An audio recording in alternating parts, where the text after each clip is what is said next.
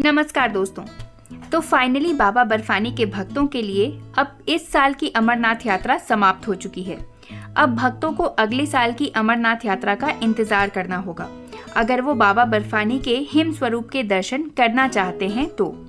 वैसे अगस्त महीने की शुरुआत से ही श्रद्धालुओं की संख्या धीरे धीरे कम तो हो गई थी, लेकिन फिर भी कुछ संख्या में श्रद्धालु यहाँ पहुँच जरूर रहे थे।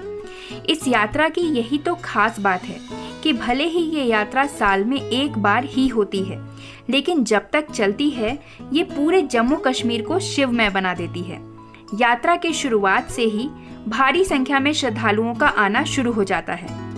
पहले तो फिर भी लोग डर और खौफ के साए में यात्रा करने आते थे, लेकिन अब लोग पूरे साहस के साथ बिना डर के ये यात्रा करने आते हैं।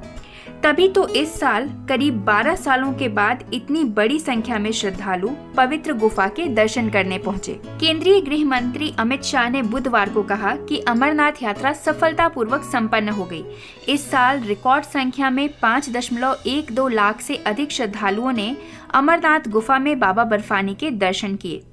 दक्षिण कश्मीर स्थित अमरनाथ गुफा मंदिर के लिए तीर्थ यात्रा 29 जून को शुरू हुई और 19 अगस्त को संपन्न हो गई। अमित शाह ने कहा कि इस बार अत्यधिक संख्या में आने वाले श्रद्धालु बीते 12 वर्षों में सर्वाधिक संख्या में पहुंचे हैं। गृह मंत्री ने कहा कि इस यात्रा को सफल बनाने के लिए हमारे सभी सुरक्षा कर्मियों, श्री अमरनाथ जी श्राइन बोर्ड, जम्मू कश्मीर प्रशासन और स्वयंसेवी संस्थाओं को भी बहुत बधाई दी जा रही है। श्रद्धालुओं की यात्रा को सुरक्षित व सुगम बनाने में सभी का अद्वितीय योगदान रहा है। उन्होंने कहा, बाबा सभी पर अपनी कृपा बनाए रखें। अधिकारियों के अनुसार पिछले साल 4.5 लाख से अधिक श्रद्धालुओं ने अमरनाथ गुफा मंदिर में बाबा बर्फानी के दर्शन किए थे। अमरनाथ यात्रा के दौरान श्रद्धालु जम्मू कश्मीर में 2 मार्गों बालटाल और पहलगाम से गुफा मंदिर तक यात्रा करते हैं। श्री अमरनाथ यात्रा बुधवार को छड़ी मुबारक के पूजन और विसर्जन के साथ संपन्न हो गई। महंत दीपेंद्र गिरी के नेतृत्व में साधु संतों ने लिद्दर नदी के तट पर विशेष पूजा अर्चना की।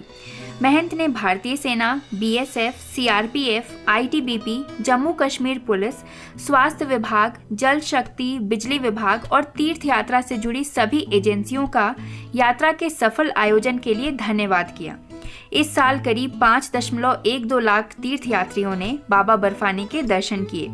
महंत ने यात्रा के दौरान तीर्थयात्रियों को लंगर, चिकित्सा और अन्य सुविधाएं प्रदान करने के लिए सभी स्वयंसेवी संगठनों की ओर से प्रदान की गई सेवाओं की सराहना की। महंत दीपेंद्र गिरी ने पहलगाम के रास्ते श्रावण पूर्णिमा से 13 दिन पहले और बालटाल मार्ग से 10 दिन पहले अप्रत्याशित रूप से वार्षिक तीर्थ यात्रा को निलंबित करने पर खेद व्यक्त किया। उन्होंने श्री अमरनाथ श्राइन बोर्ड और सरकार से अपील की है कि यदि भविष्य में किसी भी कारण से तीर्थ यात्रा समय से पहले बंद या निलंबित करनी पड़े तो 1 सप्ताह पहले राष्ट्रीय स्तर पर इसकी सूचना दी जानी चाहिए। इस दौरान छड़ी मुबारक के साथ आए साधु संतों, श्रद्धालुओं और सुरक्षा कर्मियों के लिए परिवहन, आवास व भोजन सहित सभी व्यवस्थाएं 2004 में महंत दीपेंद्र गिरी द्वारा स्थापित द ट्रू ट्रस्ट ने की। इसके साथ ही अमरेश्वर धाम की तीर्थ यात्रा का मुख्य दर्शन और पूजा का विधान भी संपन्न हुआ है। पवित्र गुफा में पूजा के बाद छड़ी मुबारक वापस पहलगाम के लिए रवाना हो चुकी है। इसके साथ ही पवित्र गुफा भी श्रद्धालुओं के लिए अब बंद हो चुकी है। बाबा अमरनाथ की यात्रा 29 जून से शुरू हुई थी, जिसका समापन 19 अगस्त को हो गया। बाबा अमरनाथ यात्रा के सफलतापूर्वक व शांतिपूर्ण ढंग से संपन्न होने पर श्री अमरनाथ जी श्राइन बोर्ड, प्रशासन, संबंधित विभागों, जम्मू कश्मीर पुलिस, केंद्रीय सुरक्षा बलों ने भी अब राहत की सांस ली है, क्योंकि दोस्तों जब तक ये यात्रा चलती है इन लोगों पे काफी जिम्मेदारियां बनी होती हैं। यात्रा को सुचारू रूप से चलाया जा सके, इसके लिए ये लोग बहुत ज्यादा प्रयासरत होते हैं। तो ऐसे में यात्रा का सफलतापूर्वक संपन्न हो जाना इन लोगों के लिए एक बड़ी उपलब्धि है। अमरनाथ यात्रा एक दुर्गम और कठिन चढ़ाई वाली धार्मिक यात्रा है। यात्रा के दौरान आपको कई तरह की परेशानियों और कठिनाइयों का सामना करना पड़ सकता है। इसीलिए पहले से ही अगर आप यात्रा में इंटरेस्टेड हैं तो आपको जरूरी इंतजाम करके चलना चाहिए। पहाड़ी इलाका और खतरनाक चढ़ाई होने के कारण अमरनाथ यात्रा रूट में कई ऐसे नियम कानून हैं जिनका कड़ाई से पालन करना भी जरूरी है। और अमरनाथ यात्रा ऐसी कोई आम यात्रा भी नहीं होती जिसे कभी भी कोई भी उठकर आसानी से कर सकता है। इसके लिए पहले आपको यात्रा का रजिस्ट्रेशन कराना होता है। अपनी यात्रा से करीब 1 महीने पहले ही आपको रजिस्ट्रेशन कराना होता है। इसके बाद ही श्रद्धालुओं को यात्रा का परमिट जारी किया जाता है। दोस्तों, यात्रा से जुड़ी बहुत सारी ऐसी गाइडलाइंस होती हैं जो अगर आप यात्रा करने में इंटरेस्टेड हैं तो आपके लिए जानना बहुत ज़रूरी है। खैर, इस साल की तो यात्रा अब समाप्त हो चुकी है। अब श्रद्धालुओं को अगले साल की अमरनाथ यात्रा का इंतज़ार करना होगा।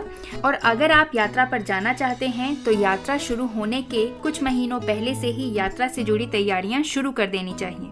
अपने पास पर्याप्त कपड़े तो रखें ही, साथ ही छोटी छतरी भी रखें जो कि इलास्टिक के साथ बंधी हो, क्योंकि अमरनाथ यात्रा में मौसम का कोई भरोसा नहीं होता और इसे आप पहले से प्रिडिक्ट भी नहीं कर सकते। मौसम कभी भी अचानक खराब हो सकता है, तो इसके लिए आपको प्रिकॉशंस लेके चलने होंगे। आपको कंफर्टेबल कपड़ों में यात्रा करनी चाहिए। साड़ी में पैदल यात्रा करना काफी मुश्किल होता है, इसीलिए महिलाओं को सलवार कमीज या फिर ट्रैक सूट पहनकर यात्रा करने की सलाह दी जाती है।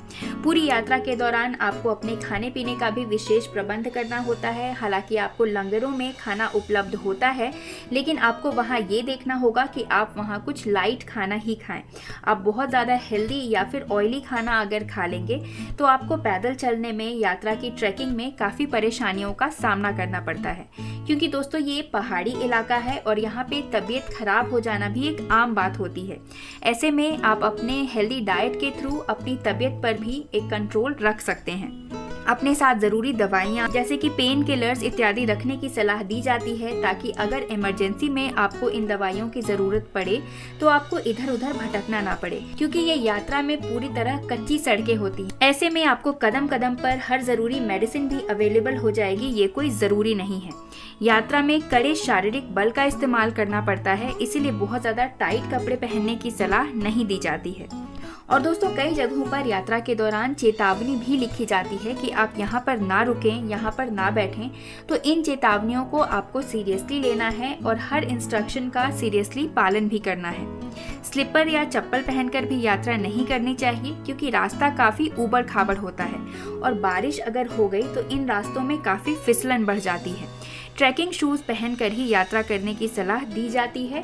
और सबसे इम्पॉर्टेंट बात, यात्रा के लिए आपको किसी शॉर्टकट का इस्तेमाल नहीं करना होता। जो पारंपरिक रास्ता है जहां से सभी लोग जा रहे हैं, आपको वही रूट फॉलो करना होता है। तो दोस्तों, ये एक बहुत ही पवित्र यात्रा होती है और अगर आप यात्रा पर निकलते हैं तो आपको अपने साथ और भी कई लोग मिल जाएंगे जो कि आपको हर चीज़ के लिए गाइड कर सकते हैं।